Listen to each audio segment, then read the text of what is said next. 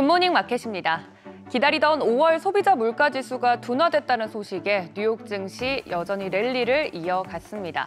연준이 바라던 그림, 즉 일자리를 크게 잃지 않고도 인플레이션을 낮추는 이상적인 그림을 완성할 수 있을 것이란 기대감이 한층 높아져 갑니다. 3대 지수는 장 초반 모두 상승 출발했는데요. 마감 상황 보시면 S&P 500이 0.85%, 나스닥이 1% 넘게 1.53% 상승했습니다. 둘 다 사상 최고치 경신해냈고요. 다우 지수만 약보합권에서 마감했습니다. 시총 상위주들 흐름 보시면 마이크로소프트 1.94% 올라줬고요. 애플이 어제에 이어 2.8% 넘게 올라줬습니다. 장중에는 5%대까지 급등하면서 마이크로소프트 제치고 시총 1위 자리 넘보기도 했습니다. 그 뒤로 엔비디아도 3.55% 상승했고요. 반도체 종목들 대체로 흐름이 다 좋았습니다. 구글은 0.77% 상승했고 아마존은 0.18% 약세 보였습니다. 6위부터 10위도 살펴보시죠. 메타가 0.27% 올라줬고요. 일라이릴리도 0.17% 소폭 상승했습니다. 테슬라는 참고로 일론 머스크 CEO가 오픈 AI를 상대로 제기했던 소송을 취하했다는 소식에 더불어서 주가가 5년 후 약 15배 정도 오를 것이라는 아크 인베스트먼트의 전망까지 나오면서 3.88% 상승으로 마감했습니다. 어제에 이어 테크 섹터가 가장 큰 상승 보이면서 시장을 이끌어줬고요.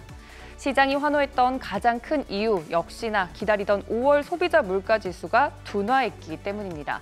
5월 근원 CPI 상승률은 전년 동월 대비 3.4%로 집계가 됐고 월가 예상치였던 3.5%를 밑돌았습니다. 3년여 만에 가장 느린 속도로 지난달 3.6%보다도 뚝 떨어졌습니다. 헤드라인 CPI도 전년 대비 3.3% 오르면서 시장 예상치였던 3.4%보다 낮게 나왔습니다.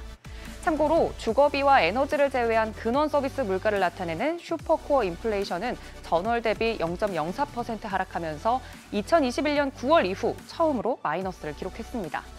전체적으로 끈적했던 물가가 둔화하고 있다는 희망적인 데이터가 나와준 겁니다. 연준의 금리 전망표, 점도표도 공개가 돼서 눈길을 끌었는데요. 점도표도 중간가스는 5.1%로 중간값 전체적으로 기껏해야 이번 연도 한 차례 정도 인하를 예상하고 있습니다. 금리 동결을 요구하는 의원은 기존 2명에서 4명으로 늘었고요. 예상보다는 다소 매파적인 점도표였습니다. 내년 최종금리는 3.9%에서 4.1% 정도로 올라갔는데요. 기존에는 3차례 인하를 예상했지만 4차례 인하로 바뀐 겁니다. 다만 이어서 2026년 금리 전망은 기존 3.1%를 그대로 유지했는데 올해 미뤄진 금리 인하가 단순히 내년으로 미뤄졌다고 볼 수 있는 부분입니다. 시장이 우려했던 금리 인하 시점과 폭 중에서 시장이 아직 덜 반영했던 이 폭 부분에 대해서 안도감을 줬습니다. 6월 FOMC 성명서에서도 핵심적인 내용만 간략하게 짚어보겠습니다. 만장일치로 5.25에서 5.50%로 금리 동결했고 5월 물가를 반영해 물가 목표치 2%를 향한 추가 진전이 있다고 긍정적으로 평가했습니다. 기존 인하 조건도 유지를 했고요. QT 테이퍼링 실시 내용도 언급이 됐습니다. 이어진 기자회견에서 제롬 파월 의장은 비둘기적 발언을 지속적으로 내놨습니다. 누구도 예상하지 못했던 것보다 확실히 좋아졌다고 강조를 했고요. 인플레이션 진전을 인정을 하면서도 9월 금리 인하에 대한 기대감을 높이지 않으려고 애쓰는 모습이었습니다. 여기에 따라 시장은 올해 금리 인하가 2차례 정도 이뤄질 것이다라는 전망을 유지하고 있습니다. 9월 금리 인하 가능성 60% 넘게 지금 현재 기록 중입니다. 전문가들도 이번 CPI 발표가 고무적이긴 하지만 그렇다고 바로 6월이나 7월에 금리 인하를 시작할 수 있을 정도는 아니다라는 분석 내놨는데요. CPI 다음에 대기하고 있는 개인 소비 지출 PCE 지수도 긍정적으로 나올 것이다라고 예상을 하면서 2026년에 물가 목표치 2%에 도달할 것이라는 전망도 그대로 유지했습니다. 국채금리는 뚝 떨어졌습니다. 10년물 국채금리 CPI 보고서 나오면서 10bp 이상 급락하기도 했는데요.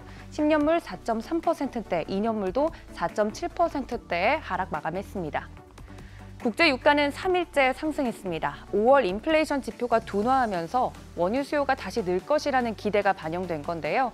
WTI 배럴당 78달러 선에, 브렌트유는 배럴당 82달러 선에 거래 마쳤습니다.